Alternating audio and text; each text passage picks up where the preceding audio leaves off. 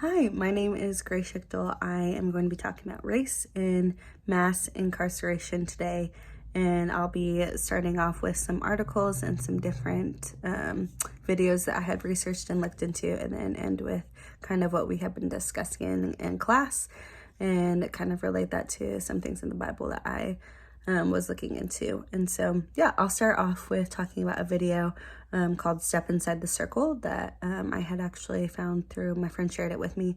But it is from this company. They are called Compassion Prison Project, where they go to different prisons and they work with people trying to help them to look and relate to each other with the trauma that they have had in their past. And so by doing that, this woman who runs it, she runs this program where she has them step inside the circle if they had a specific trauma happen in their life. So specifically, she would say something like, step inside the circle if you had seen gunshots when you were younger, or if you had been abused emotionally or physically when you were younger, or and so it just talks about those different things that just happen in their house or in their community, the trauma and things that they were not able to control. And so after they step inside the circle, they're able to see and look around them and see other people that had also experienced that. And then as they continue on, later on, they gather some of the people who would like to talk more about some of those things, and is really interesting and really moving as they start to talk about their stories and just how they relate on so many different levels on that there was just so much trauma that was already happening in their life that they could not control, and so many of them had that. And so I wanted to start off with that story because I think it's important to remember for myself and to remind you guys that they have a story and that we all have a story, and that's really important to take into notice. And so the next thing I'm going to talk about is from Harvard Divinity School. They have an interview with Matt Potts, and they ask him this question. They say, mass incarceration impacts over 2 million adults and youth.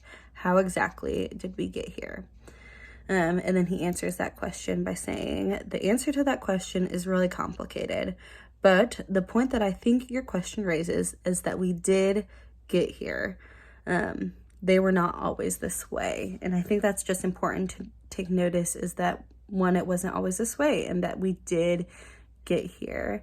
He doesn't go into explain a lot of the background and history of that, but I think it is important to note that there is a lot of background and racial discrimination that did get them there, and he kind of talks a little bit about that. He says that U.S. prison populations is now more than 10 times larger than it was in the 1970s. And then he goes on to quote, to say, what's most disturbing is the correlation between the control of specifically Black and brown bodies and the escalation of incarceration in America. Just saying that now there are way more people who are colored than there are white people, and that is a big deal and needs to be talked about. He also talks about the options of sin and punishment, and kind of just like the theological backgrounds, and brings up some different points of view that I think are very interesting to think through. The first option that he kind of talks through is that Jesus died for our sins on the cross, and also took their punishment along with our punishment. And so he kind of talks about if incarceration is needed in the first place because Jesus died for our sins, whether it is gossiping or murdering or whatever that may be. He just talks about, is that needed? And then he talks about the second option being that the Christian tradition speaks about redemption and possibility for new life. And so with that, he explains more about what is just that redemption of, yes, they have jail and the justice system, and that they go there, but they get to experience redemption.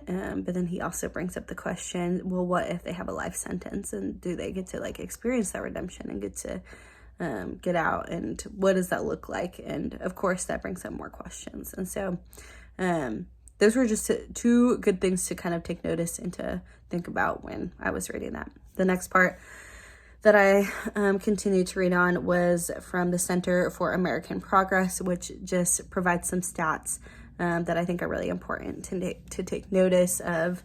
It just talks about, they had a case study in structural racism. And so in that, they said that the United States has the highest incarceration rate in the world, and the overwhelming burden of contact with the system has fallen on communities of color.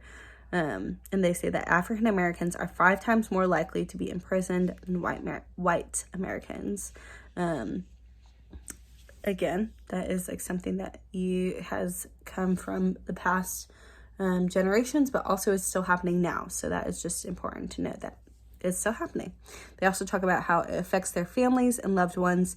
1 in 4 Black millennials have an incarcerated loved one before they even turned 18. So many people, this goes back to just that video that I was talking about, that we all have a story, and a lot of things that we can't control, and especially the things that are around us growing up in communities and family, the trauma that happened. And so whether or not that has affected them, whether they have had people that have been incarcerated or they have been incarcerated themselves, it affects them largely.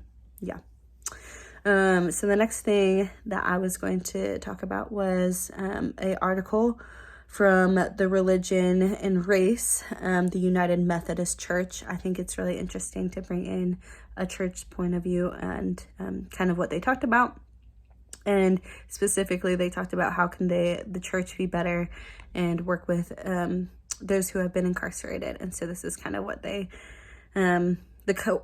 what they said is some of their best solution. They said they talked about mentoring and tutoring at-risk children and youth. They talked about going to prison for Bible studies, prayer meetings, and support.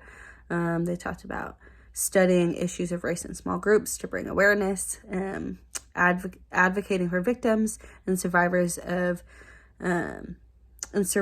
survivors, and helping them to restore justice in that place. And then they talked about recovery, support, and jobs for those coming out of incarceration. And so I think they started on those, and so it was just really interesting to kind of read some of those different things that they had just talked about.